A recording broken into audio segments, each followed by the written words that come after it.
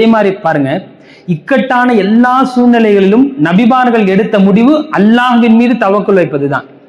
ரெண்டு கூட்டம், இப்ப ஃபிரௌனுடைய கூட்டம் துரத்திக்கிட்டு வருது, மூசா அலைஹிஸ்ஸலாமுடைய கூட்டம் வந்து நிக்கிறாங்க, இடையில என்ன குறுக்கிடுது, நைல் நதி, அந்த கடல் குறுக்கிட்டுறது, நதி குறுக்கிட்டுறது, நின்றுறாங்க.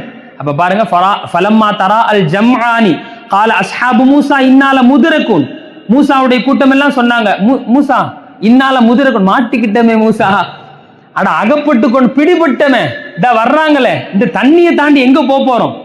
கொஞ்சம் யோசிச்சு பாருங்க, அதுக்கு முன்னாடி வரைக்கும் அதே கம்பு மூசா அலைஹிஸ்ஸலாம் கையில இருந்துச்சா இல்லையா? அந்த கம்பை தூக்கி போட்டா அந்த கம்புக்கு ஏதோ ஒரு பவர் அல்லாஹ் கொடுத்திருக்கிறாங்கிறது விளங்குச்சா இல்லையா?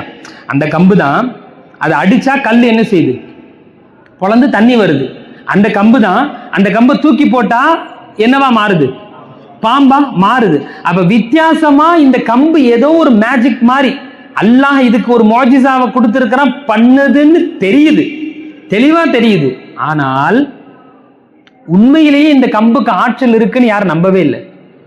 மூசா அலைஹிஸ்ஸலாம் நம்பவே இல்லை, வெயிட் பண்றாங்க. அவங்க சொன்ன பதில் என்ன, கால கல்லா, நீங்க நினைக்கிற மாதிரி எல்லாம் இல்லை, இன்ன மஅய்ய ரப்பி, என்னோட அல்லாஹ் இருக்கிறான், சயஹதீன், எனக்கு அல்லாஹ் நேர்வழி காட்டுவான் அப்படின்னு சொன்னாங்க. பாருங்க, அல்லாவை தவக்கல் வைத்ததால் இப்ப அல்லாஹ் தான் சொல்றான் அந்த கம்பை கொண்டு அடிங்கிறான். இந்த கம்பு மேல யாருக்கு நம்பிக்கை இல்லை? மூசா அலைஹிஸ்ஸலாமுக்கு சுத்தமா நம்பிக்கை இல்லை. ஏன்? அல்லாஹ் வேற எதையாவது கொண்டு அடிக்க சொன்னா அது கொண்டு தான் அடிச்சிருப்பாங்க. அப்ப மூசா அலைஹிஸ்ஸலாமுடைய தக்வாவை பாருங்க, அவங்களுடைய தவக்குல பாருங்க.